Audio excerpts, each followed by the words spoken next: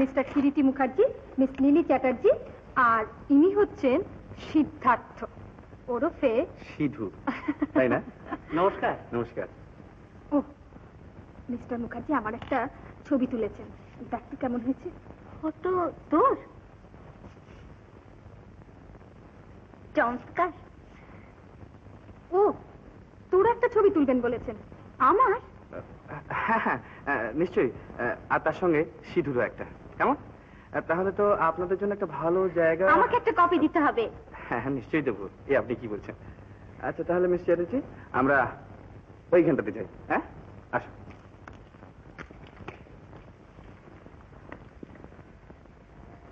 রোজ রোজ বাড়ির দরজা থেকে ফিরে চলে যাবেন তা হবে না, ভিতরে চলুন, মা শেষ দিদিমণির সঙ্গে পরিচয় করিয়ে দিই। 1 মিনিট দিদি, আমি গিয়ে খবরটা আগে দিয়ে আসি, নইলে হয়তো ওরা হার্ট ফেল করে মরে যাবে। মাসি এসো এসো।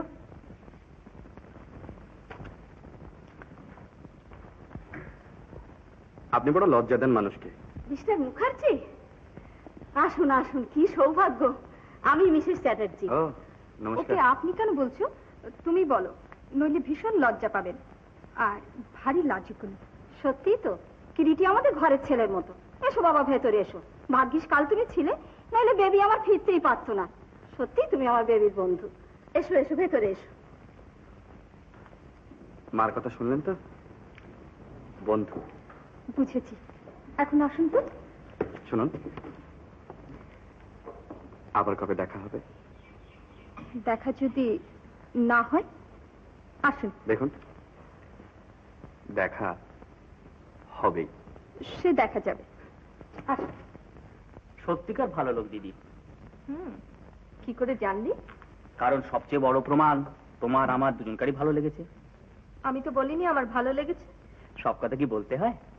মিস্টার লায়ডির ভাষায় আমার আন্টার বলিয়া দিচ্ছে। বেবি, একটা সত্যি কথা বলবি? সিধু, তুই এখান থেকে যা। কেন? আমার সামনে দিদি সত্যি কথা বলতে পারবে না, না তুমি সত্য প্রশ্নটা করতে পারবে না? মেয়েদের সব কথা তুই শুনবি কেন? মেয়েদের সব কথা তো পুরুষদেরই শোনাবার জন্য। ডোন্ট বি এ ফুল। মেয়েদের এমন অনেক কথা আছে পুরুষেরা শুনবে না। মানে কথাগুলি এমনি ভয়াবহ যে পুরুষরা শুনলে আটকে উঠবে। বেশ, যাচ্ছি। যদি বাঁচি আবার দেখা হবে।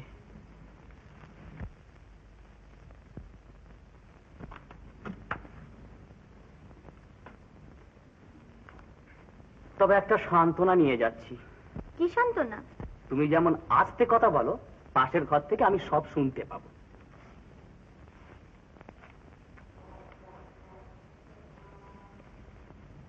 তোর কি ইচ্ছে ছিল যে মিস্টার মুখার্জির সঙ্গে আমাদের পরিচয় না হয়? তাই আমাদের না জানিয়ে গেলি ঝর্ণা পাহাড়ে? হ্যাঁ, ভেবেছিলাম মিস্টার মুখার্জিকে লুকিয়ে রাখবো তোদের সবাই কাছ থেকে, আঁচলে বেঁধে। ঠাট্টা করছিস? সম্ভব? আচ্ছা যাক সেসব কথা। মিস্টার মুখার্জিকে কেমন লাগলো? বলেছি তো, চমৎকার। মিস্টার মুখার্জি তোকে দেখে একেবারে মুগ্ধ।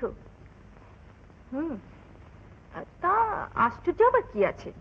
দেখতে আমি ভালো, গান করি ভালো, লেখাপড়া জানি, বয়স কম, তার উপরে মিস্টার মুখার্জি পুরুষ মানুষ, স্বাভাবিক। তোকে আমি বুঝতে পারলাম না। চেষ্টা করিস না, আমি নিজেকেই নিজে বুঝতে পারি না। দিদি, দিদি, তো টেলিগ্রাম। টেলিগ্রাম? হ্যাঁ, জমিদারি হাঙ্গামা হয়তো, কালই কলকাতায় রওনা হতে হবে।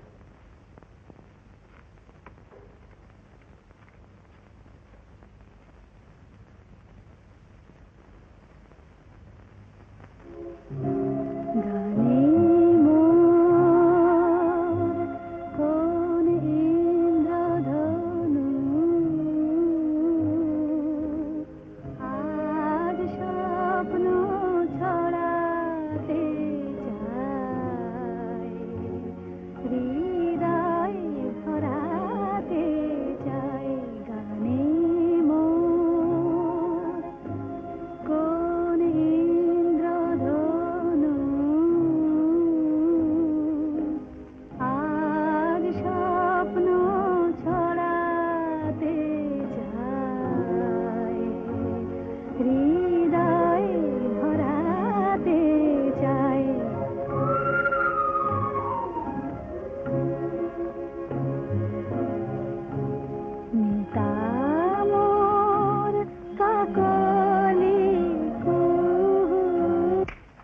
এ কি আপনি? হ্যাঁ, আমি। আচ্ছা, কিরকম লোক আপনি? বাড়িতে মানুষ এলে জানতেও পারেন না? না না, আপনি যে আসতে পারেন এ আমি ভাবতেও পারি না। ও, তাই বলে বুঝি বসতেও বলবেন না? আশা করে আছি বলার অপেক্ষা না রেখে আপনি বসবেন। অগত্যা, নইলে আবার সেদিনকার মতো জোর করে বসিয়ে দেবেন তো? সেদিনে ডাইনে বাঁয়ে বিপদ ছিল, আর আজকের বিপদ বুঝি খুব কম?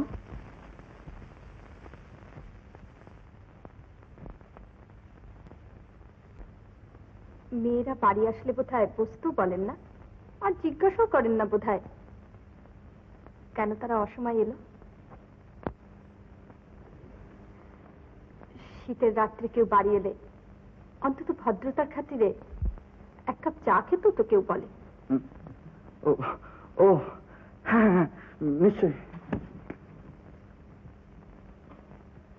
কিন্তু দেখুন, দুঃখের বিষয় হলো যে স্টোভ নেই, চা নেই, চিনি নেই। এই তো। সবই তো থাকা উচিত, কিন্তু আচ্ছা, এত টাকা পয়সাতে কি করে? একটা লোকও তো রাখতে পারে। লোক অবশ্য একটা আছে, কিন্তু আজকে সে আবার ছুটি নিয়েছে, বুঝলেন? বুঝেছি, চলুন আমাকে দেখিয়ে দেবেন। কিন্তু কেন এলেন তা তো বললেন না। চা খেয়ে বলবো, কেমন? আসুন। বাইরে আপনাকে দেখেছি, কৌতূহল হলো বাড়ির ভেতরে কেমন। দেখে খুব হতাশ হলেন তো? কেন? যা ভেবেছিলাম ঠিক তাই, হতাশ কিছুই হয়নি। আর একটু চিনি দেবো? না ধন্যবাদ।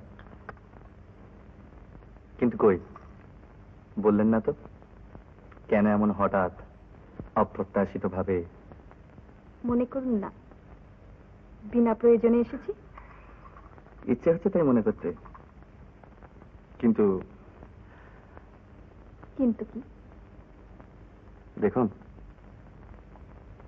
না চাইতে ভাগ্য আমাকে অনেক জিনিস দিয়েছে সত্যি, কিন্তু বঞ্চিতও করেছে অনেক জিনিস থেকে। যেমন? যেমন আত্মীয় স্বজন, বন্ধু বান্ধব। আর বান্ধবী?